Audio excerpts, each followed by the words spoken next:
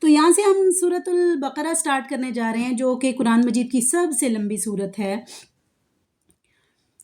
اس کی آیات نمبر 67 تا 73 میں اس گائے کا واقعہ مذکور ہے جسے ذبح کرنے کا حکم بنی اسرائیل کو دیا گیا تھا۔ اس لیے اس سورت کا نام سورۃ البقرہ ہے، کیونکہ بقرہ عربی میں گائے کو کہتے ہیں۔ سورت کا آغاز اسلام کی بنیادی عقائد یعنی توحید، رسالت اور آخرت کے بیان سے ہوا ہے۔ اسی ضمن میں انسانوں کی 3 قسمیں یعنی مومن، کافر اور منافق بیان کی گئی ہے۔ پھر حضرت آدم علیہ السلام کی تخلیق کا واقعہ بھی بیان فرمایا گیا ہے تاکہ انسان کو اپنی پیدائش کا مقصد معلوم ہو۔ اس کے بعد آیات کے ایک طویل سلسلے میں بنیادی طور پر خطاب یہودیوں سے ہے جو بڑی تعداد میں مدینہ منورہ کے آس پاس آباد تھے۔ ان پر اللہ تعالیٰ نے جو نعمتیں نازل فرمائیں اور جس طرح انہوں نے ناشکری اور نافرمانی سے کام لیا، اس کا مفصل بیان ہے۔ پہلے پارے کے تقریباً آخر میں حضرت ابراہیم علیہ السلام کا ذکر ہے، اس لیے کہ انہیں نہ صرف یہودی اور عیسائی بلکہ عرب کے بت پرست بھی اپنا پیشوا مانتے تھے۔ ان سب کو یاد دلایا گیا ہے کہ وہ خالص یعنی حضرت ابراہیم علیہ السلام خالص توحید کے قائل تھے اور انہوں نے کبھی کسی قسم کے شرک کو گوارا نہیں کیا۔ اسی ضمن میں بیت اللہ کی تعمیر اور اسے قبلہ بنانے کا موضوع بھی زیر بحث آیا ہے۔ دوسرے پارے کے شروع میں اس کے مفصل احکام بیان کرنے کے بعد اس صورت میں مسلمانوں کی انفرادی اور اجتماعی زندگی سے متعلق بہت سے احکام بیان فرمائے گئے ہیں، جن میں عبادات سے لے کر معاشرت، خاندانی امور اور حکمرانی سے متعلق بہت سے مسائل داخل ہیں۔ تو یہ تو تھا سورۃ البقرہ کا اوور ویو، تعارف، اس کا پہچان یا اس میں جو خلاصہ ہے وہ۔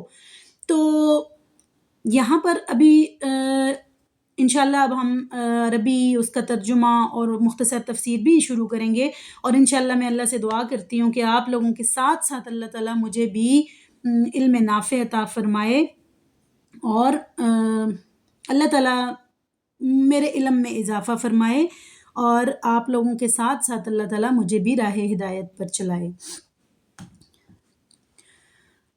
چلتے ہیں ہم آگے سورت کی تفسیر کی طرف۔ بسم اللہ الرحمن الرحیم۔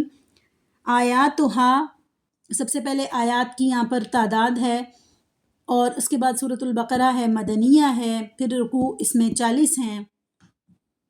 بسم اللہ الرحمن الرحیم۔ الف لام میم، ذالک الکتاب لا ریب فیہ ھدی للمتقین۔ یہ سورۃ البقرہ مدنی ہے اور اس میں 286 آیتیں اور 40 رکوع ہیں۔ بسم اللہ الرحمن الرحیم، شروع اللہ کے نام سے جو سب پر مہربان ہے، بہت مہربان ہے۔ الف لام میم، یہ کتاب ایسی ہے کہ اس میں کوئی شک نہیں، یہ ہدایت ہے ان ڈر رکھنے والوں کے لیے، یعنی اللہ سے ڈرنے والوں کے لیے، یا پھر تقوی اختیار کرنے والوں کے لیے۔ مختلف صورتوں کے شروع میں یہ حروف اسی طرح کے جو ہے وہ الگ چلتے ہیں۔ مختصر یہ تفسیر جو ہے اب ہم سٹارٹ کرنے لگے ہیں اسی آیت کی۔ سب سے پہلے الف لام میم کے بارے میں ہے کہ مختلف صورتوں کے شروع میں یہ حروف اسی طرح الگ الگ نازل ہوئے تھے۔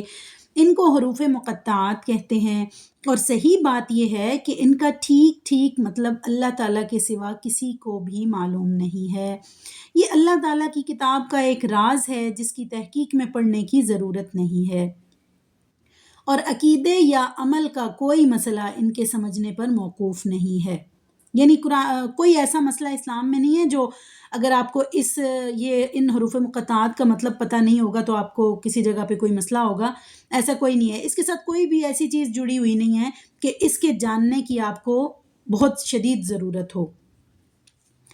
تو اس لیے ان کا جو مطالب ہیں اصل حقیقت میں وہ اللہ تعالیٰ ہی جانتا ہے۔ نمبر 2، یعنی اس کتاب کی ہر بات کسی شک و شبہ کے بغیر درست ہے۔ ذالک الکتاب لا ریب فیہ، کہ اس کتاب کی ہر بات کسی شک و شبہ کے بغیر درست ہے۔ انسان کی لکھی ہوئی کسی کتاب کو 100% شک سے بالاتر نہیں سمجھا جا سکتا، کیونکہ انسان کتنا ہی بڑا عالم ہو اس کا علم محدود ہوتا ہے، اور اکثر اس کی کتاب اس کے ذاتی گمان پر مبنی ہوتی ہے۔ لیکن چونکہ یہ اللہ تعالیٰ کی کتاب ہے جس کا علم لامحدود بھی ہے اور 100% یقینی بھی، اس لیے اس میں کسی شک کی گنجائش نہیں ہے۔ کسی کو شک ہو تو یہ اس کی ناسمجھی کی وجہ سے ہوگا، کتاب کی کوئی بات شبے والی نہیں ہے۔ نمبر 3، اس میں جو تیسری بات ہمیں سمجھائی گئی ہے وہ یہ ہے کہ اگرچہ قرآن کریم نے صحیح راستہ ہر ایک کو دکھایا ہے، خواہ وہ مومن ہو یا کافر، اس لیے اس معنی کے لحاظ سے اس کی ہدایت سب کے لیے ہے، لیکن نتیجے کے اعتبار سے دیکھا جائے تو اس ہدایت کا فائدہ انہی کو پہنچتا ہے جو اس کی بات مان کر، یعنی اللہ تعالیٰ کی بات مان کر اس کے تمام احکام اور تعلیمات پر عمل کریں۔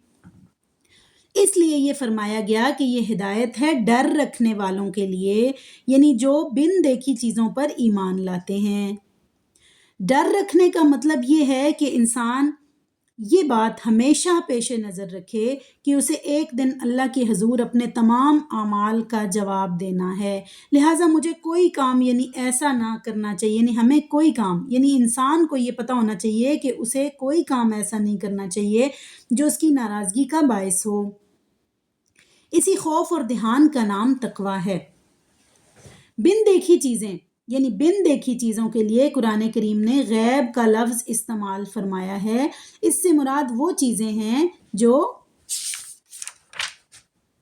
آنکھوں سے دکھائی نہیں دیتی، نہ ہاتھ سے چھو کر یا ناک سے سونگھ کر انہیں محسوس کیا جا سکتا ہے، بلکہ وہ چیزیں صرف اور صرف اللہ تعالیٰ کی وحی کے ذریعے معلوم ہوتی ہیں، یعنی یا تو قرآن کریم میں ان کا ذکر ہے یا حضرت صلی اللہ علیہ وسلم نے وحی کے ذریعے وہ باتیں معلوم کر کے ہمیں بتائی ہیں۔ مثلاً اللہ تعالیٰ کی صفات، جنت و دوزخ کے حالات، فرشتے وغیرہ، یہاں اللہ تعالیٰ کے نیک بندوں کی یہ تعریف کی جا رہی ہے کہ یہ لوگ صرف اللہ تعالیٰ اور اس کے رسول صلی اللہ علیہ وسلم کے ارشادات پر یقین کر کے ان چیزوں کو دل سے مانگتے ہیں، دل سے مانتے ہیں، اور جو انہوں نے آنکھوں سے نہیں دیکھی ہیں، جو انہوں نے آنکھوں سے بھی نہیں دیکھی ہیں، یعنی یہ دنیا چونکہ امتحان کی جگہ ہے اس لیے یہ چیزیں آنکھوں سے نظر آ جاتی ہیں، اس لیے اگر یہ چیزیں آنکھوں سے نظر آ جاتی اور پھر کوئی شخص ان پر ایمان لاتا تو پھر تو کوئی امتحان نہیں تھا۔ اللہ تعالیٰ نے ان چیزوں کو انسان کی نگاہ سے پوشیدہ رکھا ہے کیونکہ ان کے وجود کے بے شمار دلائل مہیا فرما دیے ہیں کہ جب کوئی شخص ذرا انصاف سے غور کرے گا تو ان باتوں پر ایمان لے آئے گا اور امتحان میں کامیاب ہوگا۔ قرآن کریم نے بھی وہ دلائل بیان فرما دیے ہیں جو انشاءاللہ آگے آتے رہیں گے۔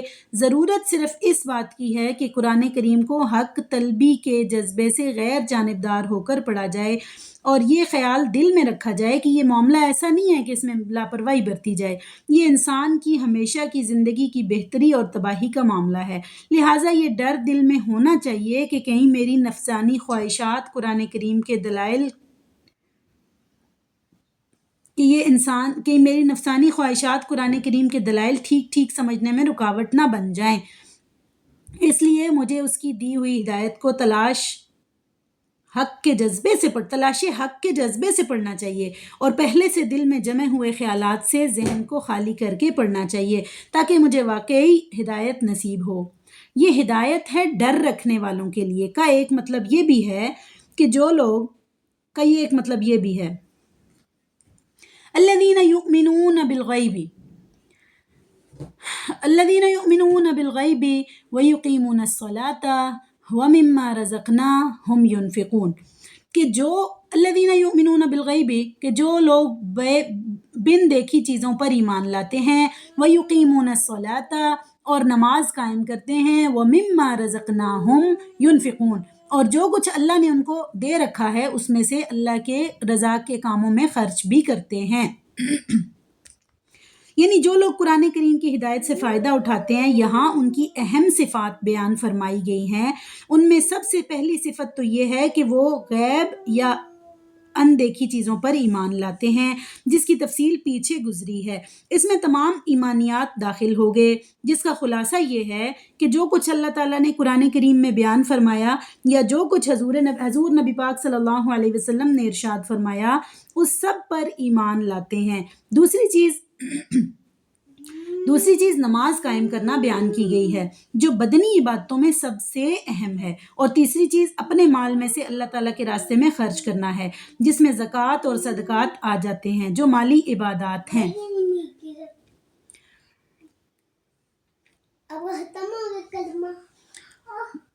والذین یؤمنون بما انزل،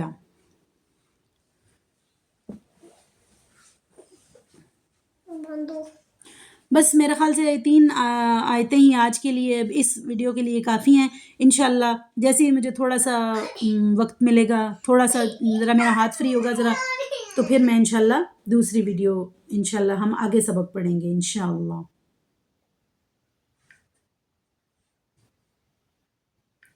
ابھی کے لیے اجازت دیجیے اور ہمارے صدقہ جاریہ میں ہمارا ساتھ دیجیے، چینل کو سبسکرائب کیجیے اور ہماری ویڈیو کو لائک اور شیئر کیجیے، واچ بھی کیجیے، اور ہمارے ساتھ ہمارا صدقہ جاریہ، تاکہ اللہ تعالیٰ ہمارے لیے اس کو صدقہ جاریہ بنا دے۔ السلام علیکم ورحمۃ اللہ وبرکاتہ۔